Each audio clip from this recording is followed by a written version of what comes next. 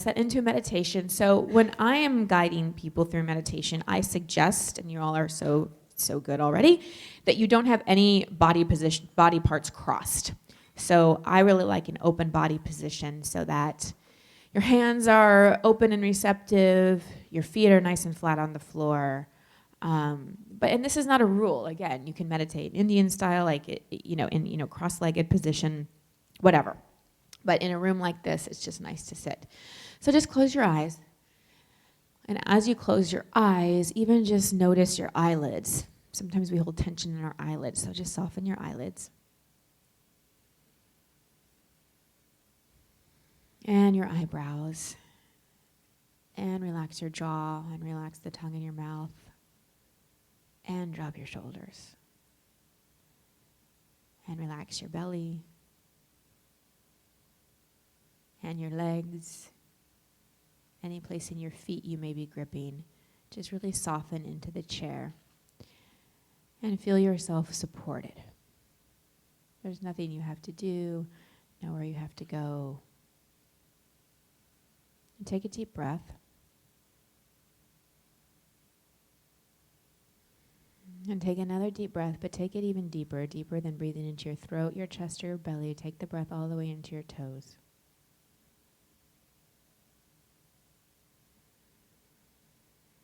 And each inhale and each exhale becomes slower and deeper.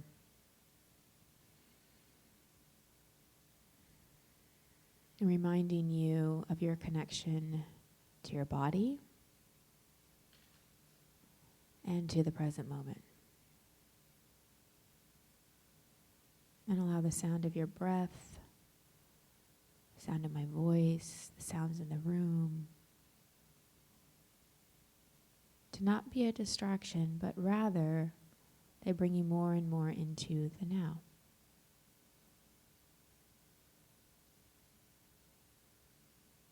And just notice your mind. It's probably thinking thoughts. That's what the mind does. No need to make it wrong. And just see if you can slowly turn down the volume of the thoughts or just slow down the thoughts by just listening to your breath and focusing just on your breath.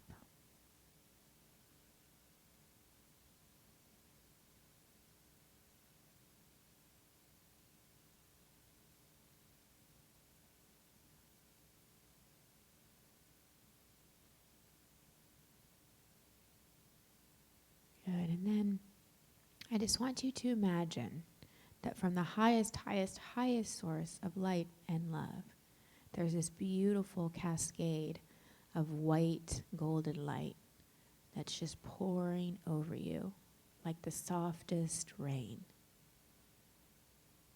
And just imagine and ask that you be cleared with this beautiful light of any negativity, anything that doesn't serve you, anything that doesn't belong to you, anything that can be complete at this time, anything that's not for your highest good.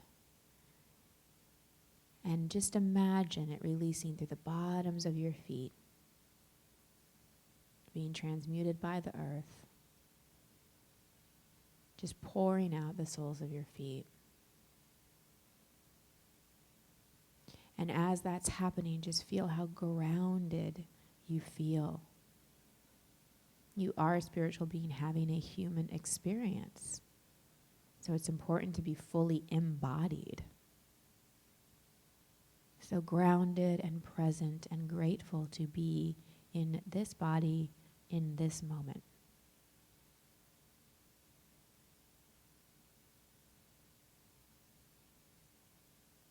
And now imagine yourself being surrounded, protected, and filled by the most beautiful golden, white, or pink, whatever color comes in for you, light. And just see it cocooning you, or see a bubble, or a cube of light. Whatever you see is perfect. And just ask that you be surrounded, protected, and filled with this light, and only that which is for your highest good comes in. And as you're finding yourself cocooned in this light, start to bring your awareness up to the top of your head. while still being aware of your feet on the ground. And see this light expanded, expanded, expanded up, feeling yourself totally connected, totally plugged in to unconditional love and wisdom from the universe.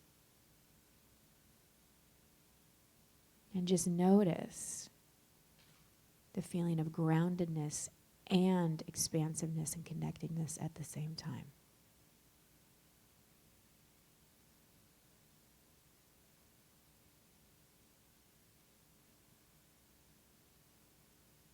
And then just be in the stillness, just be in the silence. Just listening. Listening to your intuition, listening to the voice of the universe, the voice of your higher power, whatever that is. Just seeing if anything drops in. And it's totally okay if it doesn't. Sometimes just stillness and listening to your breath is the best information that you need. And if in this short time your mind wanders off, just bring it back with your breath.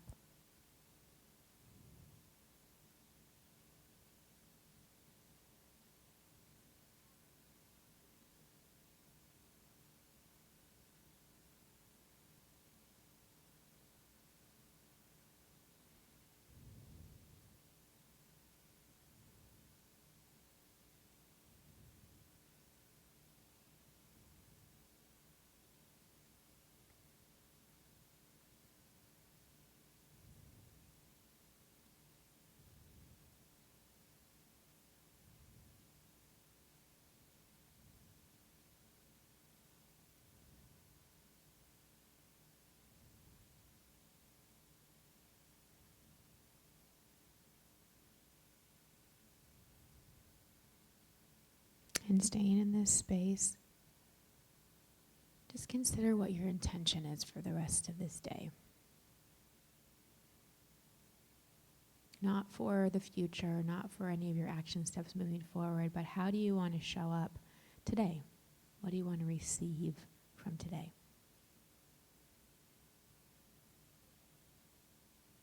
Perhaps it's clarity about something. Perhaps it's a connection with someone else in the room. Perhaps it's energy, whatever it is. Set that intention and ask for it. And then just let it go. See it flying away like a dove or a balloon, knowing that the universe has received your order, and that or something better will emerge. Take another deep breath. Hold it in and put one hand on your heart, one hand on your belly, just connecting with your heart and with your intuition.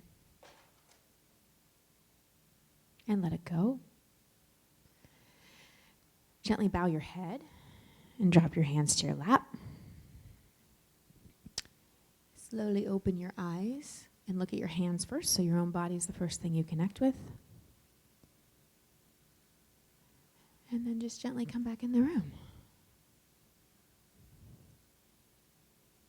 Whoa, good. Yeah, so that was, 3 minutes, something like that. Do you feel confident you can lead people through something like that? Or yourself, practice on yourself for a while and make it your own. You do not have to write down what I said and make it a script. Like, if it comes from you, that's even better. It's even better. And just notice today, after doing that, if you feel any different physically. The reason I do it today rather than yesterday is so that you can see if there's a contrast, so you can see if there's a difference. And like I said, when my energetic hygiene is off point, I notice it.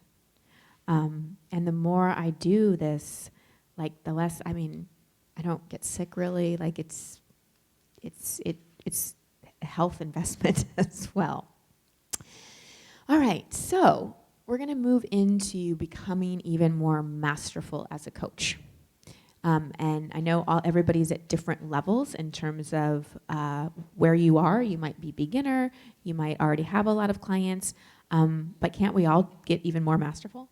Mm-hmm. So we already talked a little bit about setting the container for clients. with some kind of some kind of meditation and intention. The other thing that I will often do after the meditation is I'll ask for a quick 2-word check-in. Like yesterday, you did the 1-word check-in. I'll ask for what are 2 words that sum up where you are right now. And that gives me a pulse check on where they are. Sometimes I'll do another one at the end, just for a quick 2-word check-in of where they are. And usually there's a shift, which is always cool to see, especially for it's cool for them to see. And just backing up, when we talk about sales and enrollment, we're going to give you what we do for client intake and questionnaire and all that type of thing. But I do think before you have any first session with a client, you want to make sure that they filled out a pretty extensive questionnaire that you've read before the session. Because for a lot of clients, it's their first time ever with a coach or a therapist. And they can sometimes feel awkward and may not know what to talk about. So if in a very first session with someone, you're like, so what's up? What do you want to talk about today? They're looking for you to guide them. Eventually, it'll get to the point where the client completely guides the sessions. But having that questionnaire and say, okay, I noticed you said this to this. I thought this would be a great place for us to start unless something else is really present for you. I don't have a structure or a system or a process that I put every client through because everybody's coming to me at a different place. They're all in different soul curriculums. I have those bumpers of, intention setting and meditation in the beginning. I have a questionnaire. Everybody answers the same questionnaire. But once I get into a process with the client, we see where it goes. Now, I have tools. I have similar tools that I'll use, and we're going to go over some of those tools and also tell you how you can even learn about more of my tools. But there's no first session, we do this, second session. Now, I know with health coaching, when there's more, you're really looking at nutrition and exercise and fitness, there's going to be some of that, or you might have a mindset program. If you have programs and you have systems and you have structure that really work for you, fantastic, use it. My message to you in all of this is find what works for you best as a coach.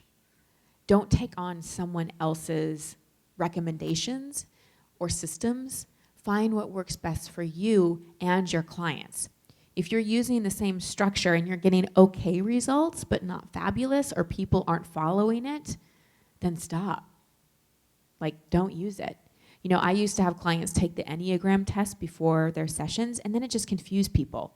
And they're like, but does this mean that? And it was just like, I'm like, okay, we're not doing that anymore. They're going to discover who they are rather than using some kind of assessment on them. And so I just use the questionnaire, and then we go from there. Yesterday, we talked about one of the keys to being a masterful coach. What is the number one superpower you have as a coach? Listening.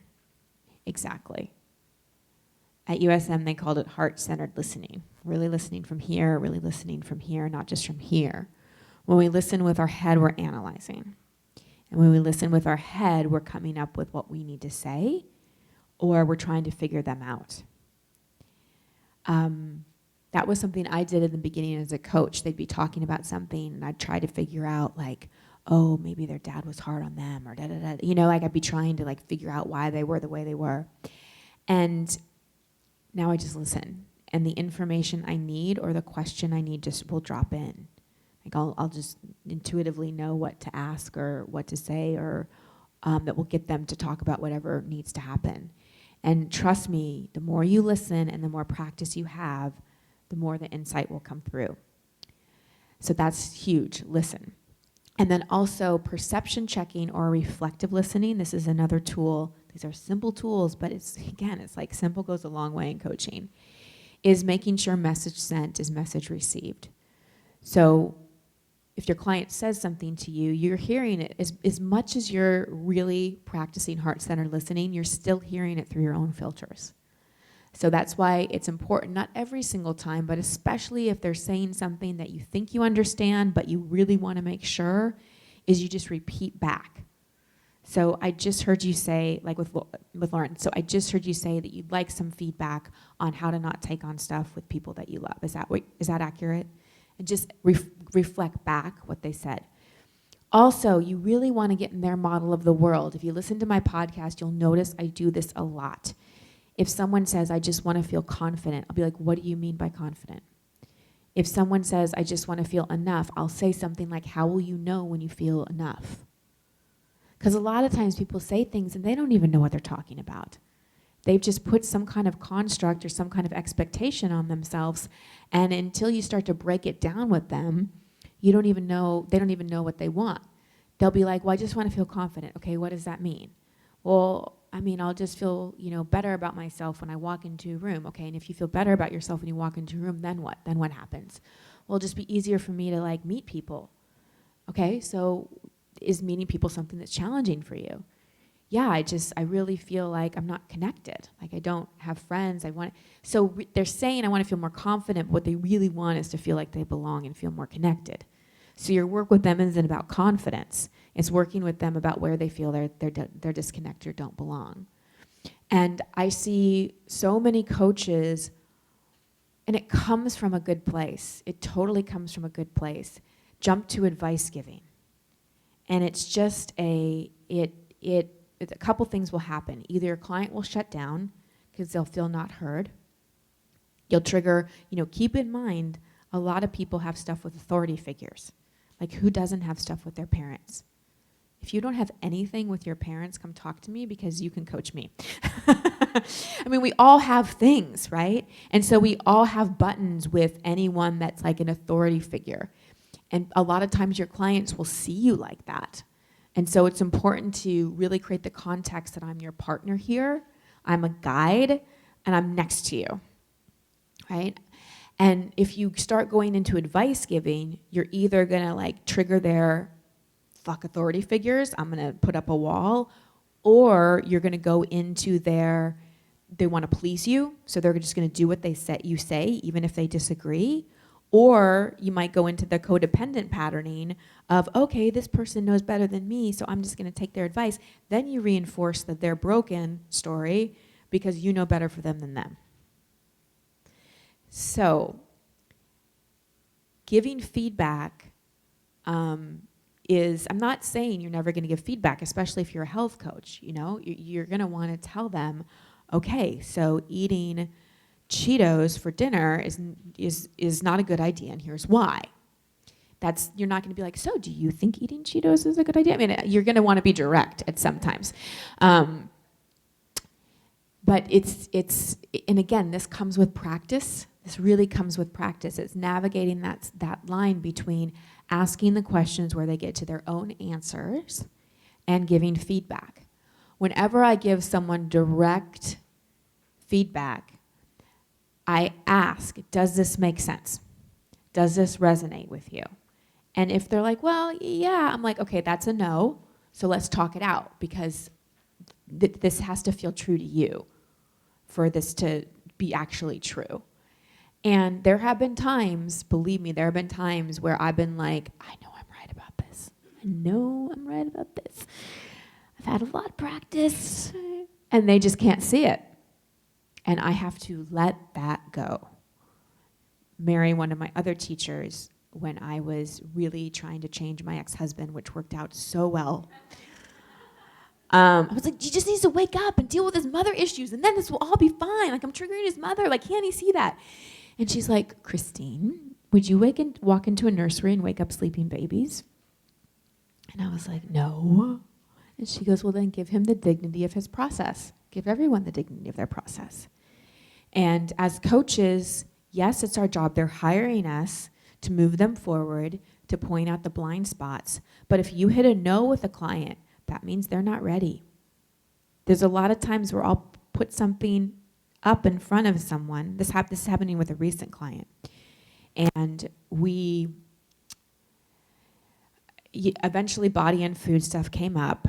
And what I've learned in my own work this year is so often body image and food stuff is often tied to sexuality and disconnection from sexuality and sexual repression and not experiencing pleasure in the body. And so food becomes the way that we get it. And so it's even deeper than self-love. It's a complete disconnect from one's sexuality. And we got there in the session. And it was like, whoa, for her. And she sent me a text and she's like, this is a lot, I just need a little break. And I'm like, that's okay. That's okay. We can take a little break. we can shift to something else, and when you're ready, we'll pick this back up. There's no urgency. There's no rushing this, you know? It's like when you're 2 months pregnant, you're not like, okay, I'm ready. Like, come on out. You got to wait. And so we have to do that in terms of, don't you love these beautiful metaphors that I give you? They're so visual too. I gave it a pause and kept in touch with her and gave her some ways to work with it. And I just heard from her again, and she's like, okay, like I'm ready to go. I'm like, okay, great, then we will. I've never been the type of coach that's like, well, how else are you getting in your way, and how much are you going to let fear stop you, and no. Oh, gosh. If that's your style, fine. But for me, I just keep remembering I give people the dignity of their process, you know? Now, at the same time, if it's just their ego, limiting beliefs, or they're making excuses, I will call that forward. I will say, you know, you really say you want to get out of debt, but you keep making excuses for not raising your rates. So if you're not going to raise your rates or do anything to change this, then we got to stop talking about how you don't like being in debt, because obviously you do. I'll be direct. Like, I won't let somebody just kind of like dilly-dally along. But if we've touched on something where they just need a little time before they're like, okay, like I can exhale now, we can talk about this, that's again giving somebody dignity of their process. And this is all nuance, and this all comes with practice, trusting yourself, and also the more work you do, the more you'll be able to understand your clients. Like, I know when there's been things I've uncovered in my own life where I was like, oh wow, okay, need to just like sit with this for a moment before I'm ready to really roll my sleeves up and dig in. And then there's other times where I know I'm just making excuses and getting in my own way. And the more you know how you do that, and where you need to honor that, or where you need to kind of pull yourself forward a little bit, the better you're going to get with coaching people through it. Make sense? Cool. So that's heart-centered listening, that's perception checking, that's giving feedback, asking questions. Asking powerful, open-ended questions is another just super powerful thing. You know, I hear from, you should be hearing from your clients, oh, that's a really good question. Like, if that's not happening in sessions, I would encourage you to practice your question asking, because you want them to kind of go, I've never thought of it that way, or that's a really good question. Because remember, we all have our stories, and this is going to get to Lindsay's question. We all have our stories and our patterns of thinking. So when you ask them a question that throws them out of their pattern of thinking, and again, if you're just listening, the question will come in, because the more present you aren't listening, you'll notice where competing intentions are coming through. You'll notice when they're saying something that doesn't make sense. You notice when they say something, you know, at 5 minutes into the conversation that totally contradicts what they said at 20 minutes into the conversation.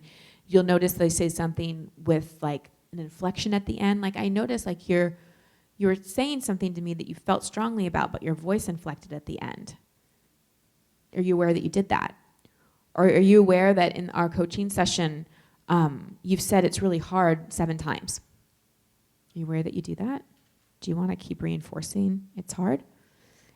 It's just pointing things out, asking those questions. And that's what's going to get them to have their aha moments. Now, the story part with Lindsay's question, how long do you let them go on in their story? It depends. So if it's something they're talking about for the first time, like if you're dealing with someone who's a bit of a suppressor and it's not a story that it's a painful one, you just let them talk as long as they need to. But if it's a story about, we'll use the dating example, oh my God, I've done all this dating work on myself and I saw this coach and men are just, like on, and you're like, that's where you interrupt. And you say, okay, I hear you, and how much longer do you want to reinforce this story? Or what's most important for you to tell me? I've had sessions with clients, and actually this was on the podcast once.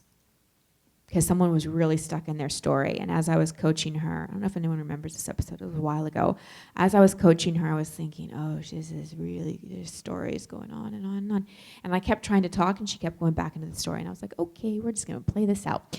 So I pointed out to her, I can't remember how exactly I did it, but I pointed out that I said, did you book the session on this podcast to get guidance from me? And she said, yeah. And I'm like, well, you've been talking for 20 minutes. And I haven't said much. And every time I do attempt to come in, you come back with a story. So it sounds like you really love your story, even though you say you don't. And it wrote on the energy of love, like I was really there to help her. I wasn't wanting to shame her, but sometimes, like, to interrupt a pattern, we've got to point that out and not be rude. I have another client, a recent client, she's a talker. She's a talker. And I said to her, I'm like, you know what? I'm going to need to interrupt you in our sessions. I love hearing everything that you said, and I really want to be a powerful coach for you. And I actually don't need a ton of information to get to the essence of what we can work on. So if I interrupt you, please don't take it personally. No, I'm just trying to serve you. If you start to feel interrupted and it starts to trigger you, just tell me and we'll adjust. We're doing this together. So I'm just direct about it. So does that answer your question, Lindsay? Yeah. And another thing too is asking them, like, because here's the other thing, especially in the beginning, like in the beginning sessions with a total newbie, I'll let them go on a little more because we're building rapport, right? We're building rapport. And they're just trying to, like, make sure, because a lot of times too, people really want to make sure that you got it, that you understand how terrible their life is and how much struggle they're having or whatever, or they just want to feel heard. And so in the beginning, yeah, you let it go on a little more than usual. But by the third, fourth session, you know the story, and you want to be doing the work with them. You want to help them with the reframing. You want to help them with getting the tools. You want to really get into the nitty-gritty of it, okay? You've probably heard me do this too. When I ask a question and they're like, I don't know, I say, oh, well, if you did know, what do you think? And then they always know. And they're like, I really don't know. And I'm like, well, just give it a second. See if anything comes in. Let's just see. And I just really, really hold that they know. Because that's my other goal is I want people to graduate from me. Like, I want people to really, really trust their own knowing. Because for so long, I put therapists and coaches in, they knew better for me than me. And so it's always my intention to know that, okay, so if someone's coming to me for coaching, I hope that I have a little more knowledge in certain areas than them because they're hiring me for this. But really, I'm using my knowledge to show them how much they know. And just because I really, truly believe every person has all the inner resources inside. They just need a roadmap. They're in there, they just don't know where or how to use them. And our job as coaches is really to help really empower them. So I listen to like a lot of your podcasts, and a lot of them, like, you'll break down from going from somebody who's feeling like they don't have productivity, and you'll break them all the way down to they lost their best friend in a relationship when they're in the 5th grade. Like, how do you know where to go from, like, in your 40s, and then you can break someone down all the way down into their childhood, and that's the root of their problem. Like, I've listened to probably like 3 or 4 of your podcasts, and it's incredible. Like, you break them down all the way down to their childhood. Well, thank you. I'll just know. I mean, it's both intuition. Like, I know I have a lot of guidance that works with me and through me, and then it's years of pattern recognition. You know, like, a lot of times I can just feel it, see it, and usually the person, by the time somebody gets to me, they're ready. There's like a readiness, and so it's so much easier when someone's really ready. So yeah, I mean, I wish I could answer that better, but it's practice. Yeah. What if you have a client that doesn't like to talk as much? Well, have I ever had that? Yes, I have. My male clients. Their sessions are always shorter. I'm like, anything else? They're like, nope, good. Usually, well, most of them, some of them are quite talkers. So for me, there's people that are just not talkers. That's just naturally who they are. They're more introverted. But really, I don't think that anyone is not a talker. Like, everyone wants to feel self-expressed. It's just some people need a little more safety. And I would want to explore with them like where they were silenced, where they felt. I would really create a space where they didn't feel judged. And for my clients that aren't big talkers, especially in the beginning, through their questionnaire and just talking to them a little bit and feeling into what they need, I tell them a lot of stories. And this is where not being a therapist is helpful, because I tell them stories a lot about my personal life, about my life. I could use other clients too, but the reason I tell stories about my life is so they feel safe with me. And Mona taught me this. She would tell me, I'd come in and I'd be like, this and that and that. And she'd tell me some random story that I'd be like, I only have an hour and I'm paying you a lot and you're telling me this dumbass story about like going to McDonald's? I do not understand this. And later she told me, she was my coach for 14 years. And later she told me that, or maybe 11 anyway, she would talk to my unconscious. Because I was uncomfortable, I had defenses up, and especially in the beginning, like the stories were just ways that she was talking to my unconscious mind. So that's what I do with people that talk less. And then a lot of times I'll say, so what did you get from that I just told you? Any takeaways from you? Did you learn anything from that? Anything you can apply to your own life? And that usually gets them talking, because then they're talking about me, not them, but they are really talking about them. Does that help? Yeah, that's great. Lauren. Should have worn your tennis shoes. Sprint. Okay, so I work a lot with people with like self-worth issues, and there's this one woman where, we talked about your story and added meaning and all that stuff, and we got to the point of the root and all that, and she understands that she is worthy, and yes, but she's like, I can logically say, like, I get that I'm worthy, but I still don't believe it. So Okay. it's like, how do we go from there? Okay, she's got to feel it. Right. Feel it. So I would explore with her, okay, if you were worthy, how do you feel? Like, or in moments where you felt like a lot of self-worth, what was happening? What else were you feeling? And you want to get her into some kind of feeling state. A lot of times when we're feeling really, really connected, or when we're feeling really, really creative, or when we're feeling really turned on or really passionate, we're in such a receptive mode that worthiness is just there, right? So if we receive, we automatically feel worthy because so much is coming in. So I would explore with her what makes you feel receptive, creatively, pleasure-wise, sexually, abundance-wise. What makes you feel that feeling of worthy? Try to get her to describe it as best she can, and then creatively work with her to feel it. The other thing that works well in terms of creating a feeling state is, so if you can get her there, like take her back to a memory where she felt it, and talk about how she felt at the time and what it was like in present tense, and record it as she's talking. Okay, so let's say, can you think of anything in her life where she ever felt worthy? Like, has anything really good happened for her ever? She loves her kids and her husband. Okay, so maybe the moment of her child's birth. Like, that's a worthy feeling. Like, you just birthed out a baby. Like, I can imagine, like, you feel like, like, whoa, like, that's, talk about receptive. So maybe that feeling of just how much it felt to be in that unconditional love and just overwhelmed with the emotions and all of that. And have her record it, and have her talk in present tense, and then have her listen to that repeatedly and bring the feeling back and bring the feeling back. Because our own voice is very hypnotic. And that's a good tool with clients, like have them record what they want to feel. It's way better than reading affirmations or vision boards or anything.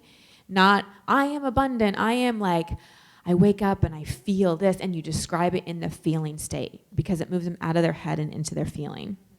And just have her listen to it multiple times a day. Does that help? Yes. Okay. Yep. Do you ever like physical anchors for that? Okay. What would some of those look like, So- or what does that conversation look like with a client? So a lot of times if they get to their peak state, if they're describing something like the worthiness feeling or unconditional love, I'll just be like, okay, so put your hand on your heart or put your hand on your belly. Or I worked with one client, we were working with anxiety in big places and we needed something subtle. So I was like, put your thumb and your finger together. When I get them in the peak state of whatever it is, I'll do some kind of physical anchor with them. And I'll be like, just do that. And I'll tell them, because this is a little NLP, I'll tell them, like, whenever you feel this, your unconscious mind will know to bring this feeling forward. Like, I program it in that it's going to work, basically. And then but I also say it works with practice.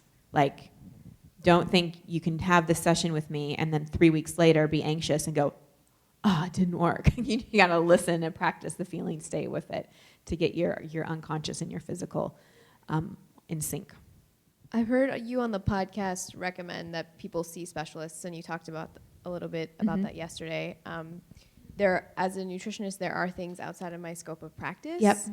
But there are still things that I could work with them on. How would you navigate that? Well, it's really what you feel comfortable working with them on. So, like, if you feel really comfortable on an issue, then great, work with them. If you feel like liability-wise and comfort zone-wise, I'd be better served referring this out, then I'd do that. Do you ever refer them out for something specific and still work on that with them Yep. on another issue? Yep. I've referred clients out for somatic therapy because all my work is virtual, so it's all phone. So I've referred that out. I've referred people out to go do plant medicine. I've referred people to couples counselors. There's a lot of people. I have a whole kind of team of referral sources that we send people. And do you ever ask them how that is going? And that's Yeah, folded totally. into your- okay. Totally. Yeah, and sometimes I'll ask for permission to talk to the person I referred them to. Mm-hmm. Yep. So I'm not even sure how to ask this question, but I think it's about your intuition or your energy. When Okay. when you did your coaching with me, Uh-huh. it's okay to share. Yeah. You said it feels to me like you used this word. You said it feels to me like you're just in quicksand. Yeah. And that word resonated so much. And then also, I don't even know how you got there. Like, I'm still like, whoa, how did she get there? But you got to this whole thing about my period. And for me, when I hung up the phone with you, and it sounds crazy, but I said, okay, that couldn't have been her. Like, either that was God working through her or something. It was just, I've done so much of my own work, and no one ever talked to me or asked me the questions that you did about my period to get me there. And so how do you do that? I mean, I guess I get part of it is intuition or energy, but how did you do that?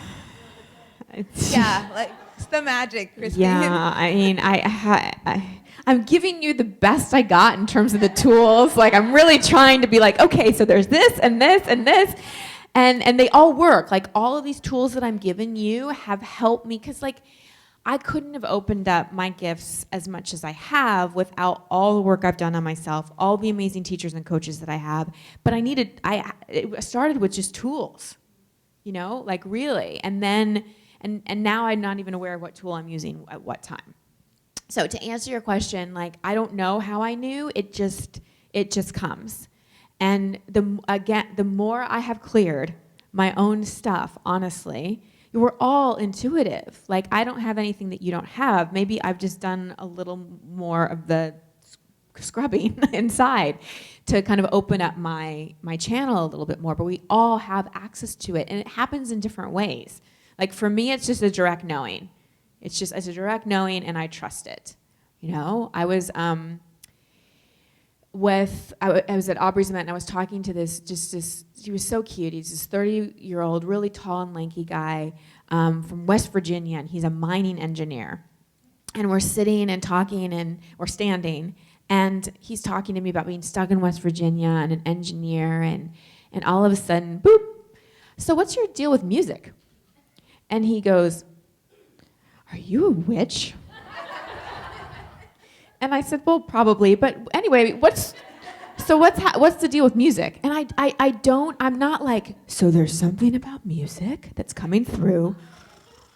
I just ask questions, and sometimes I'm off, and I'm curious about it. And he said, well, he goes, music is my love. Like, no one knows. I've been playing the guitar since I was young. Like, it's so what I want to do. But my parents always told me that it's not something that makes money, and so I'm an engineer, but like, I just want to make music. He's like, how did you know? And I'm like, I can see it all over you, like your eyes are blue. And so that's not necessarily me being psychic. That's just me being open enough and perceptive enough and being present with someone enough that, and we're all energetic beings. So if music is something that he loves, and I guarantee you that weekend where we were talking about passion and purpose, he was thinking about it. He was thinking about it, he was thinking about it, he was thinking about it, and it was just there. And so it's not like I know this guy in this blue shirt walking by, like at 7 years old, like his brother, took his toy. I don't get stuff like that. Are you sure? Yeah, go ask him if that's true. No. She's so hilarious.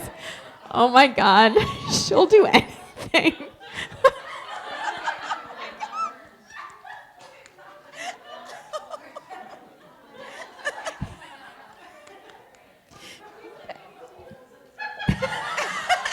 I think he said yes.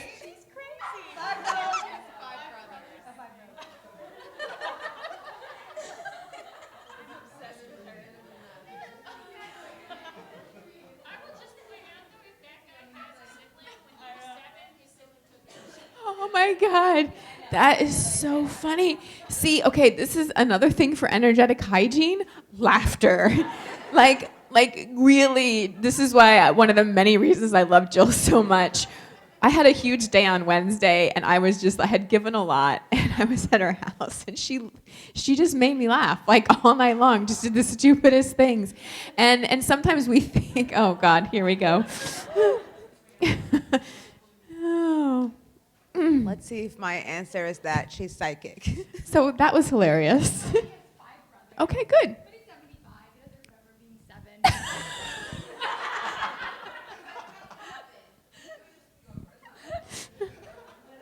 What else did you learn, Jill?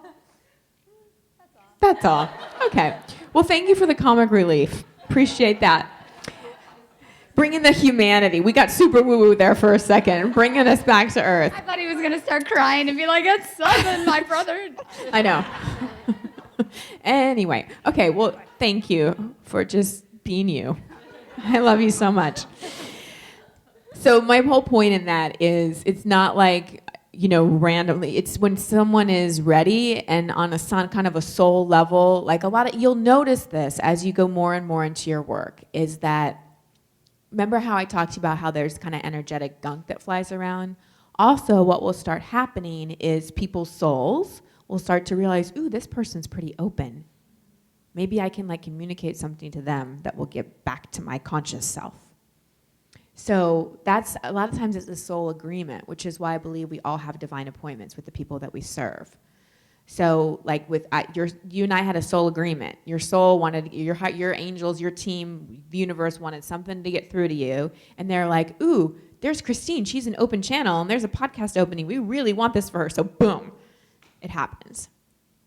So it was really, it was really your intention that created that, not me. I was just willing to play along. Does that make sense to everybody?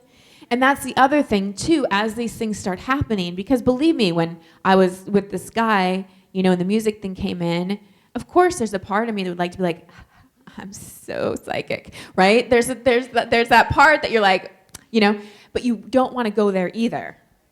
You want to just continue to be open and know that it's all in service, okay?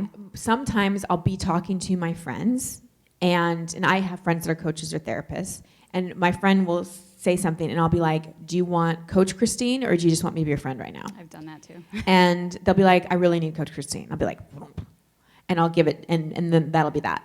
Okay. Yes, I mean Lori Harder shares openly Right. that I coach her, and she's a good Right. friend. So she came to me and said, because I just stay at their house all the time, Right. and I'd end up coaching her, and she's like, I want to honor this, and so I just want to hire you, and it works well. And I've had Right. friends who coach me, like I had my coach Brandy, who's also a friend of mine, who coached me for like 3 years. So it's just boundaries, right? And you get to a point in your friendships where you can honor those, and it's never been a problem for me. Right.